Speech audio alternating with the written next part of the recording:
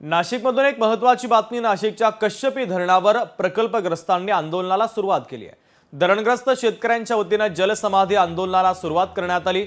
शेतकऱ्यांच्या आंदोलनाच्या स्थळी पोलिसांचा देखील मोठा बंदोबस्त आहे। कश्यपी धरणासाठी शेतजमिनी दिल्यानंतर या मोबदल्यात नोकरी लावून देण्याचं आश्वासन प्रशासनाने दिलं होतं, मात्र अद्यापही नोकरी न दिल्यानं कश्यपी धरण प्रकल्पग्रस्तांनी धरणाच्या प्रवेशद्वाराच्या समोर आंदोलन सुरू केलंय।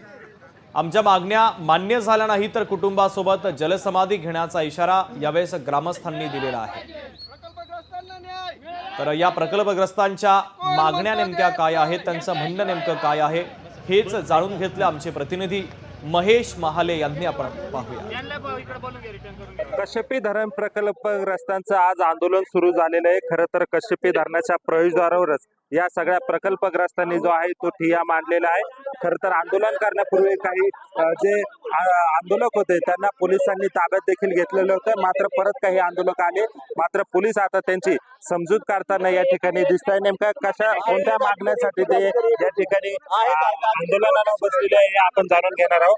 तुम्ही आंदोलन करताय, जलसमाधीचा इशारा दिलेला आहे, नेमका काय मागण्या आहे? आमच्या मागण्या हेच आहे की आमच्या 1992 साली धरण झालं त्यावेळेस त्यांनी असं आश्वासन देण्यात आलं की प्रत्येक व्यक्तीच्या कुटुंबातील एकाला नोकरी सामावून घेण्यात येणार आहे, त्यांच्या जमिनीच्या बदल्यात मोबदला भेटणार आहे, त्यांचं पुनर्वसन करण्यात येणार आहे। गेल्या 30-32 वर्षापासून एक पण असे आश्वासन निश्चित देण्यात येऊ राहिले आम्हाला। आम्ही वारंवार आंदोलन करतो, वारंवार निवेदन देतो, तरी पण आमचे एक पण आश्वासन किंवा एक पण आमचं दखल घेतली नाही।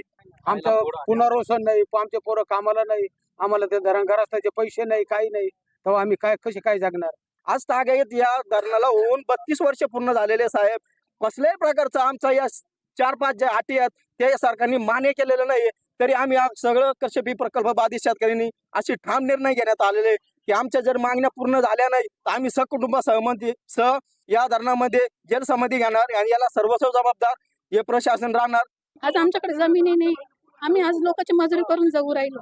आज आम्हाला सरकारला मला एकच विनंती की आम्हाला न्याय मिळवून द्यावा। जोपर्यंत आम्हाला आमचा निर्णय लागत नाही तोपर्यंत आम्ही इथंच बसून आमच्या मागण्या पूर्ण झाल्या नाही तर जलसमाधी आंदोलन करण्याचा देखील इशारा या शेतकऱ्यांनी यावेळी दिलेला आहे।